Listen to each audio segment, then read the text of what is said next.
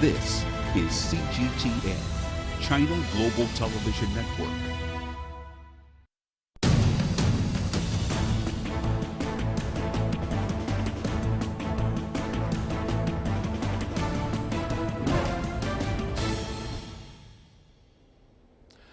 The annual session of China's National Legislature, the fifth plenum of the National People's Congress, has opened in Beijing. Reviewing the social and economic development of China in the past year and charting the course for this year and the years ahead, the session can have great influence not only on China, but also the world. To discuss the issues related to Premier Li Keqiang's government work report, I'm happy to be joined in the studio by He Wei-wen, Senior Fellow at the Chongyang Institute for Financial Studies, Renmin University of China, and Anna Tangen, author and columnist. That's our topic. This is Dialogue. I'm Yang Ray.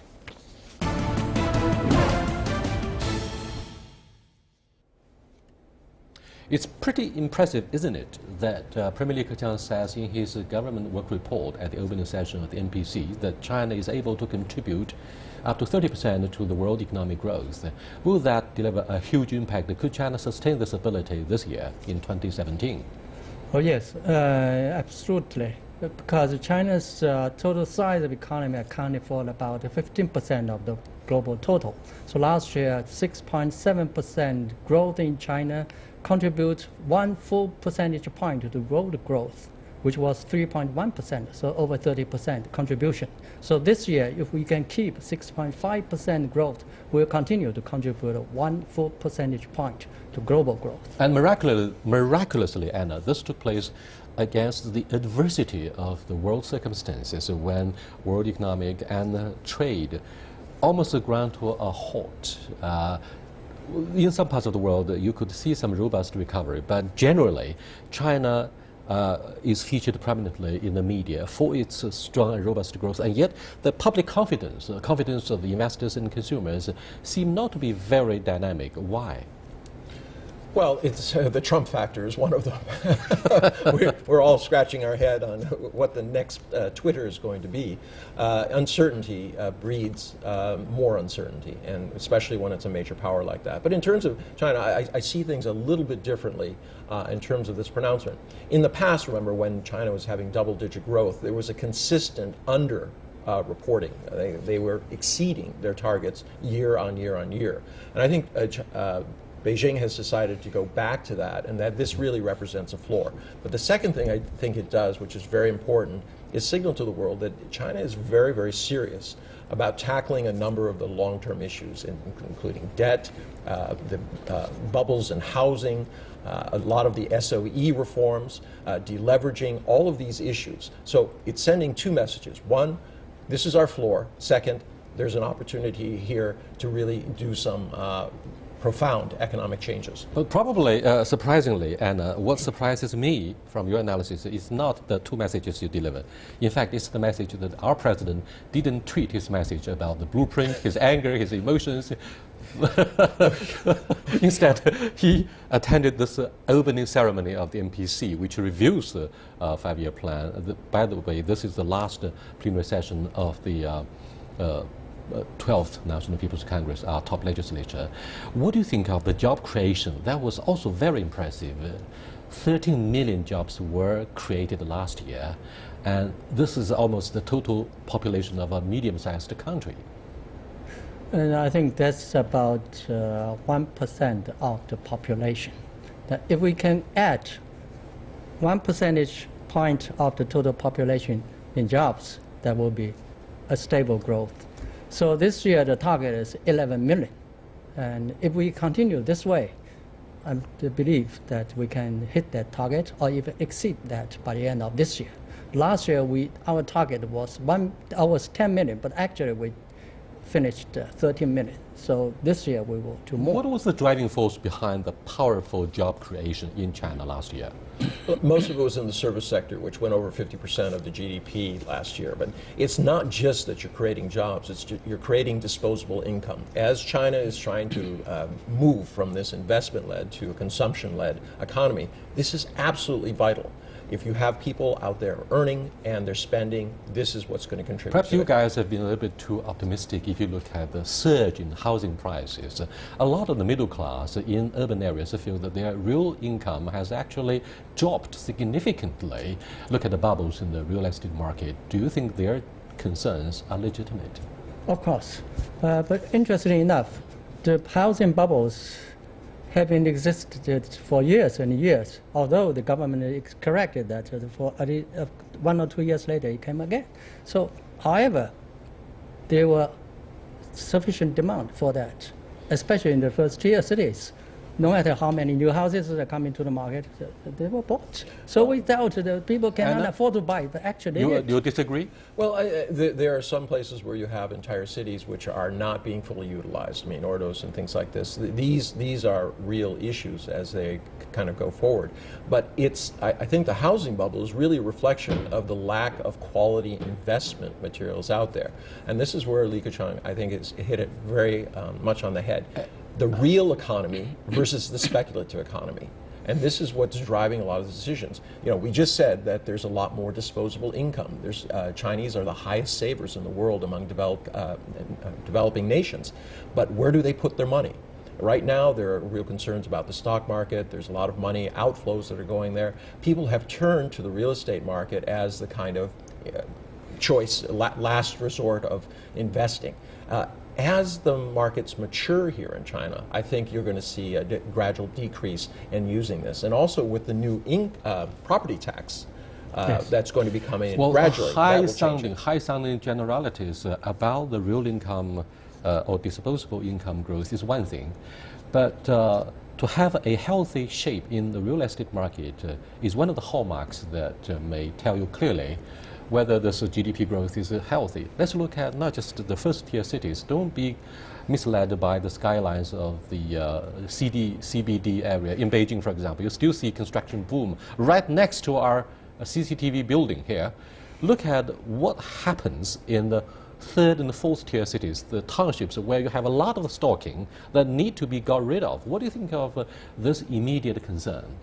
I think the immediate concern should be the government should pay attention to how to support the average people to be able to buy houses, and also to provide the government subsidies to the immigrants from the rural areas to the cities, so as to make those housing affordable to the average people.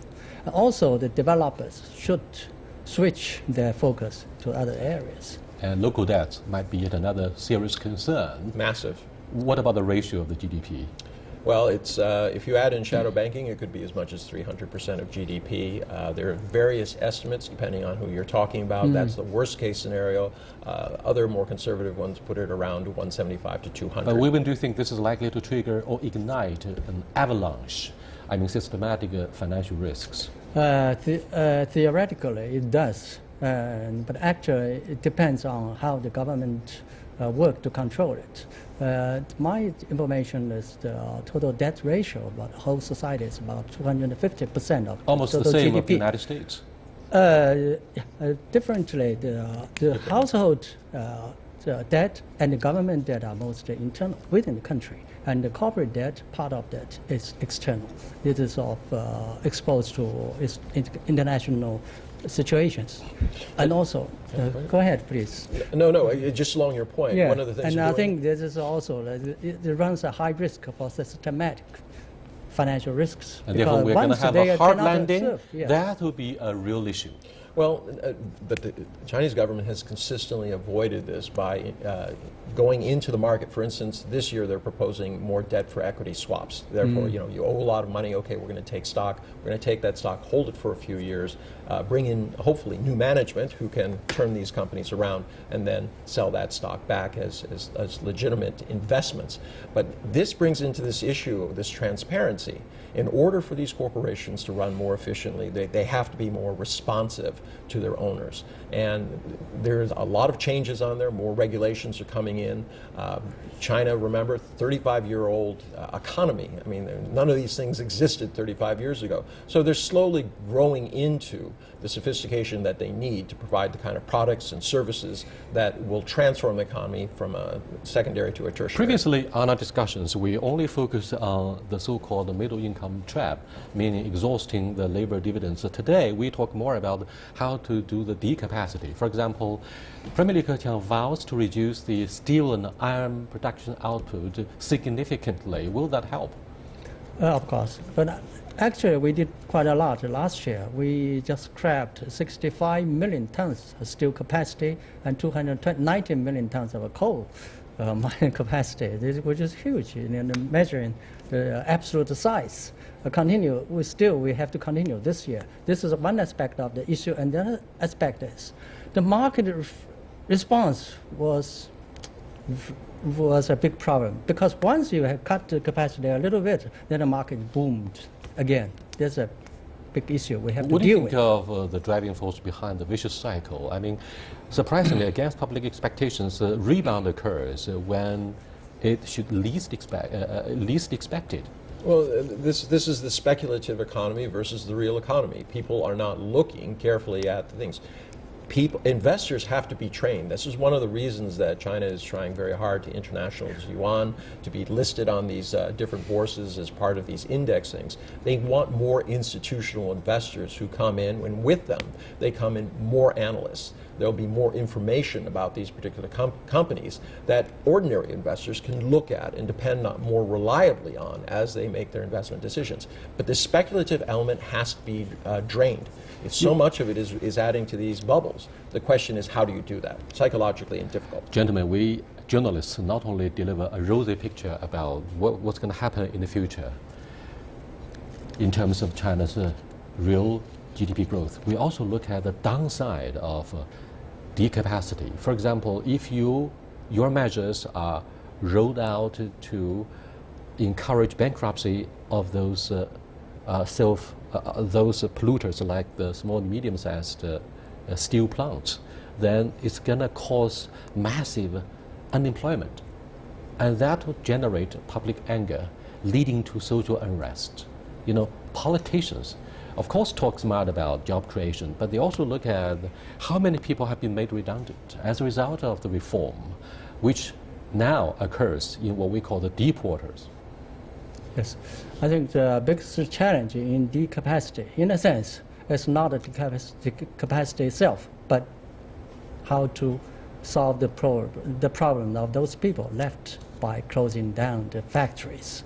This is we're going to have more blue skies by signing presidential executive orders, by ruling by decree, like what happens in the Oval Office of the White House. We're going to do that. We rule by decree, and that's the envy of the world. But that will also draw a lot of criticism. I think you're creating the wrong impression. You're buying into a narrative that isn't there. First off, the government here works very much as a collective body.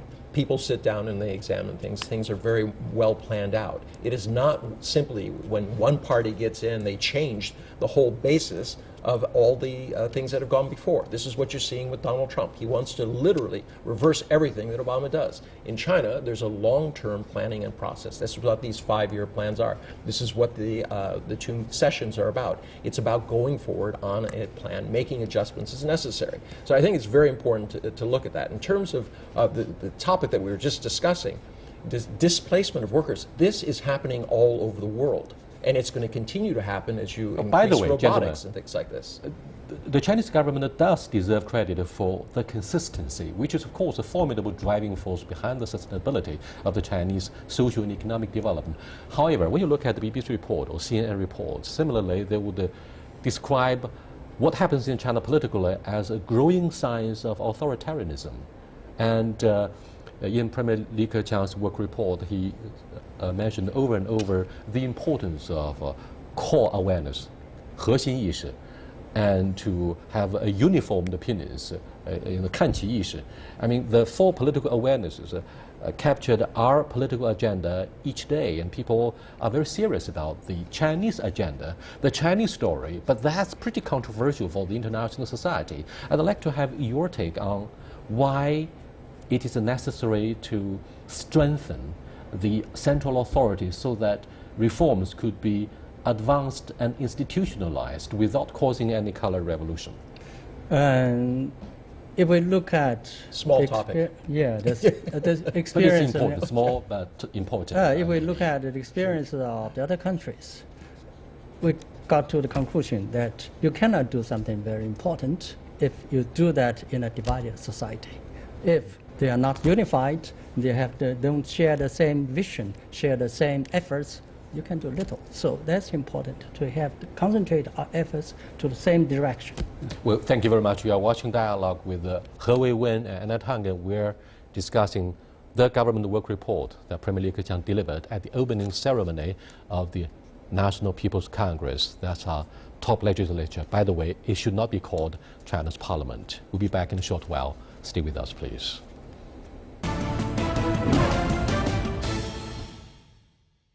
CGTN shows you more, providing a fresh global voice you can trust.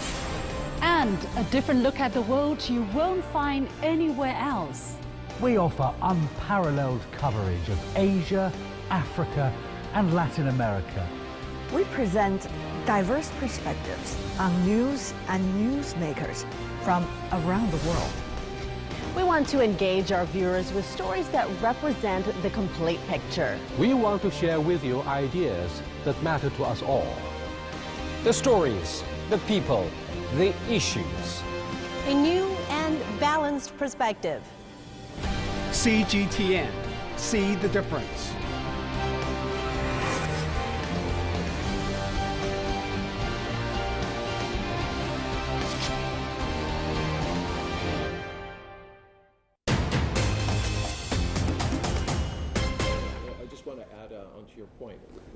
Couple of issues. First, it is not a parliament. It's a unicameral body.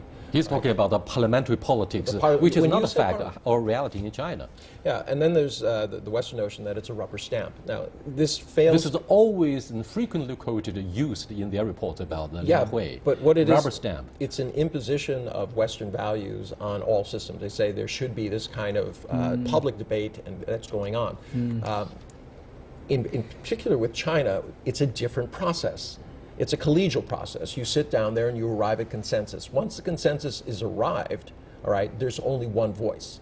And this is how China has been able to succeed over the last 35 years. So it's not likely that it's going to change. But to call it a rubber stamp is simply a way in the old days of saying, oh, it's communism. People's minds stop. They don't look at the actual process that's involved, how people are affecting and changing the system. Who are the decision makers and drivers? You also mentioned authoritarianism, and I would pick up on your point. The issue is China is in a very delicate situation as it tries to cross the threshold of the median income trap. They also feel that they're surrounded by hostile forces that are trying to keep China's things. Now, China is one of the lowest countries in the per person, per capita of resources. It therefore has to keep its trade routes open. When it was beset with this issue of being surrounded at the sea, these freedom of navigation things, yes, it did try to carve out what it says is its territory there, but it also created land routes. So this is what you have the Belt and Road Initiative. So from China's perspective, their outside is not friendly. Inside is very complex. In order to move forward, you need to have one person in the driver's seat. You cannot have 1,000 people trying to steer the direction of the ship. This is a very big, very delicate thing. I don't think that the people in power are out there trying to enrich themselves. You see this with the anti-corruption. They're simply trying to create a system that has some longevity. So there has to be some respect for that. There seems to be a ring of truth in what you say in the analysis, but you know, obviously, undeniably, after the 18th National Congress of the CPC Central Committee, foreign observers did point out over and over that liberals in China got to have a second thought before they openly voice their criticism against whatever official policies. And therefore, politics here is increasingly described by our friends in Europe and the United States as very conservative. But having said this, what Anna Tangen says, this is the reality in China. That reminds me of what Madame Fu Ying said at her very first press conference. She is the spokesperson of the NPC, and she said, when I studied the US-China relationship, it gave us a strong feeling that most of the Americans who talk smart about China didn't really know the new realities in China, which has entered into the 39th year of its reform and opening up. And yet these guys were talking smart about they bash China for whatever they are not happy about. What do you think of this kind of sharp contrast across the aisle? I think they don't share the same value of the Chinese, and because we have two completely different conditions and history. And also, I quite agree with you saying that.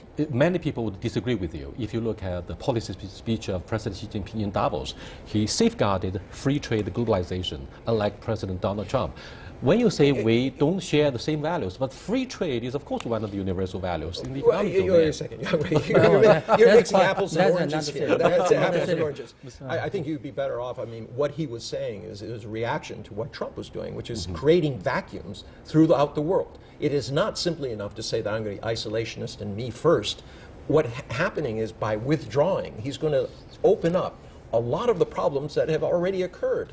I mean, what happens when you withdraw from an area? Only those groups that are dedicated are able to come in and seize power. And this is what you've seen with the Islamic terrorists and things like this. It's very dangerous. I would point to the statement that Madame Fu made just today, where she said, listen, China is not trying to impose anything on the world, just as we do not want to be imposed upon. It says we are offering a alternative. In Chinese, how do you do the Chinese translation? The translation. I know it's difficult to translate, but this is a universal virtue that China tries to deliver to the world, in sharp contrast with the liberal values that characterize the world economic order and political order.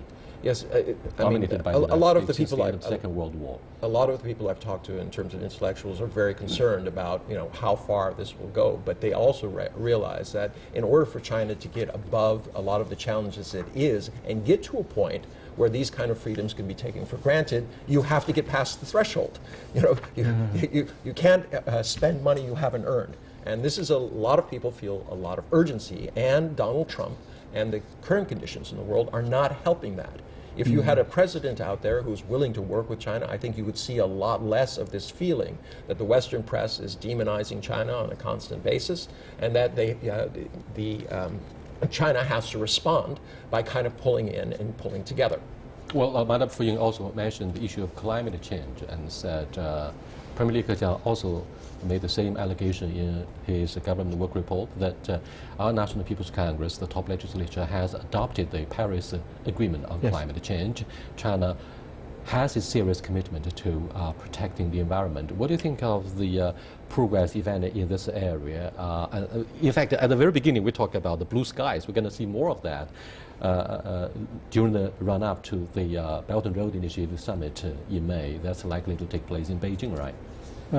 Is it what we call the Beijing Blue, or APEC Blue? And also, One Belt, One Road blue will certainly come. If we have That'll all be the the envy measures. of President Donald Trump. He's fighting the whole establishment and elites and media. He's fighting yes, we fulfilled all the targets last year for for the environment control. Still, there's a long way. There's still a long way for us to go before we have a complete high standard environment. The commitment about climate change has been protected by law, because a couple of years ago, the environmental protection law went into effect. The issue is how to exercise serious draconian oversight through the media and the special agency that has been elevated to the state level. Next issue, I'm afraid, is how to reduce the fees and taxes of the enterprises, because they are fast becoming the heavy burden for SME. Do you think this will stimulate the growth if we, as the President Li Keqiang said, much more would have to be done to alleviate the burden for entrepreneurial growth? Oh, definitely. Still, the complaints by the companies, the business, especially in the real economic sector, are the high cost for financing and also high tax burdens. Financing means that although the average the bank lending rate is 6% per annum, actually many small and medium enterprises, especially the private ones, have to find the financing at the cost of over 10% of the interest rate. That's very high. And also the tax burden on the business is still high. Although we changed from VAT to changed from business tax to VAT, still it is not enough because most of the benefits went to the service sector instead of the industrial sector. We have to do more in this direction. And that will be a serious threat to the real economy because many economists call attention to the slowdown of a real economy, and that will undermine seriously a country that could not bypass the labor-intensive manufacturing, because we still have a sizable population of labor force.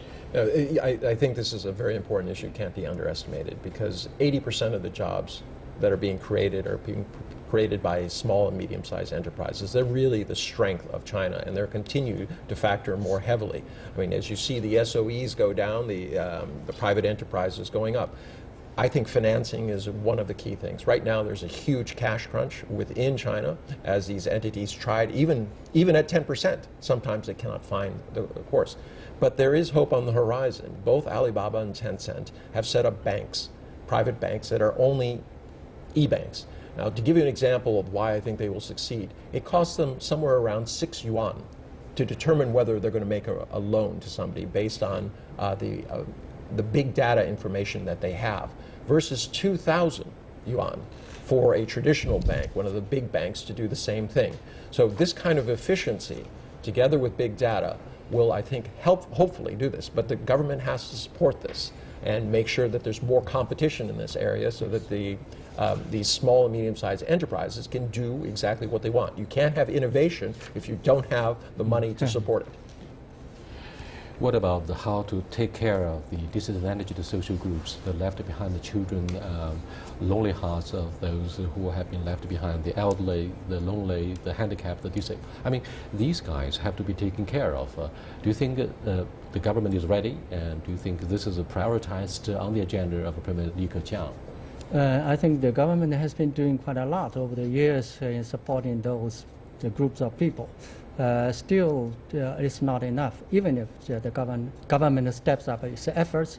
So the private sector will be essential to encourage and to create different types of social benefits, social support in different sectors. But legislatively, the government has tightened its grip on the non-governmental organizations, their functions, for whatever reasons. Anna, do you think most of the experts here do share their concern about this law, which is pretty controversial for the overseas observers? Well, yes, a lot of people voice concern because, unfortunately, sometimes the ones that are doing real work are confused with those who are doing nefarious work. I mean, you had President Obama saying a while back, we will no longer use inoculation, where they give the things, for purpose of spying. I mean, this is a huge revelation, meaning that in the past you were in fact doing this. So this kind of open, dirty secret has been around for a long time, and as I think China has reacted to it. Is it an overreaction? I think there has to be more fine-tuning. There are obviously organizations out there that are trying to do very good work in China, and they need to be given leeway to do that, if nothing else, to teach Chinese entrepreneurs and people who want to get involved how to do it. Eventually, we're going to have to address the issue of whether we're going to have a larger government, a small society, or the other way around. It means whether China is ready to accept the idea of a civil society. I mean, this, of course, will cause more discussions, not just on dialogue. Until next time, goodbye.